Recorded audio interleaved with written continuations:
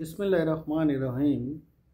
উন্নত যেখানে বিদেশে গিয়ে আইসিটি সেকশানে এবং অন্যান্য সেকশানে অনেক টাকা করে আয়, আমরা অদক্ষ শ্রমিক হিসেবে বিদেশে গিয়ে যেখানে সেখানে ঘাপান খাই।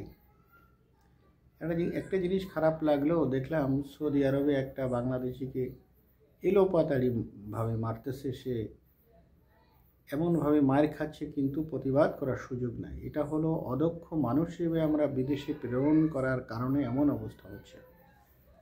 তাই আমরা মনে করি শিক্ষাকে গুরুত্ব না দেওয়ার কারণে আমাদের জনসংখ্যাটা অদক্ষ হয়ে যাচ্ছে।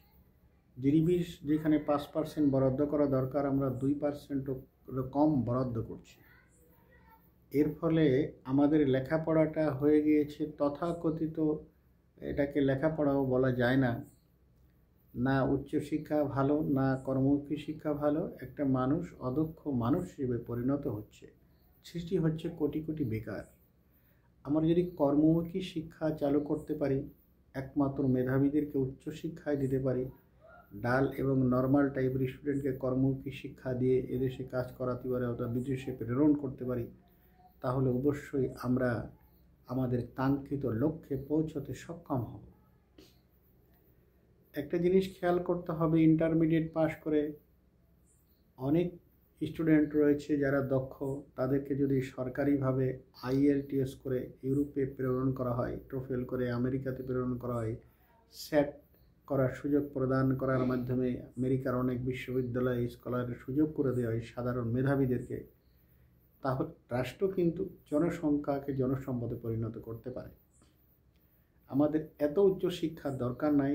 মনে করি একমাত্র যারা মেধাবী তারাই উচ্চশিক্ষায় যাবে। ডাল এবং নর্মাল টাইপের স্টুডেন্টগুলোকে কর্মমুখী শিক্ষা দিয়ে আমরা যদি তাদেরকে বিভিন্ন কর্মে ইনভলভ করতে পারি, কিছু জনসংখ্যা বাইরে রপ্তানি করতে পারি, তারা বাইরে গিয়ে কাজ করে সে এক্সপেরিয়েন্সটা দেশে ব্যবহার করতে পারে, তাহলে আমরা কিন্তু দেশের উন্নয়ন করতে পারি। না হলে হজালে সবাই উচ্চশিক্ষায় যাচ্ছে, কোটি কোটি বেকার তৈরি হচ্ছে, না পারছে কোনো কর্মমুখী শিক্ষা করতে, না পারছে সাধারণ কাজ করতে, চাকরির জন্য জীবনটা ব্যয় করছে, অলস মস্তিষ্ক ভূতের কারখানা।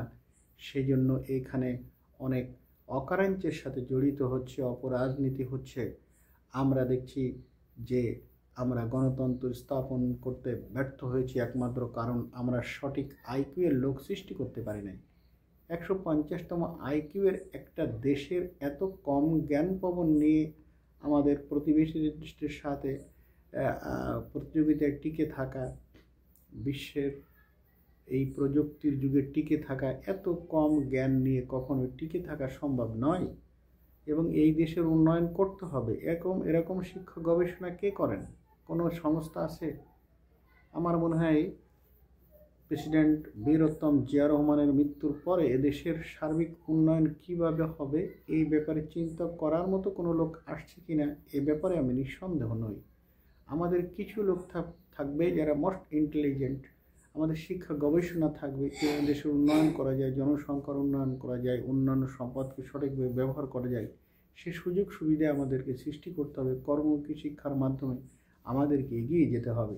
জিডিপির 5% শিক্ষায় বরাদ্দ করতে হবে। শিক্ষকরা অবসর পরবর্তীকালে যাতে না খেয়ে মরে সেই ব্যবস্থা আমাদের করতে হবে। মেধাবীদের শিক্ষায় আনতে হবে, যে দেশের উন্নয়ন করতে হয়, এর কোনো বিকল্প নাই।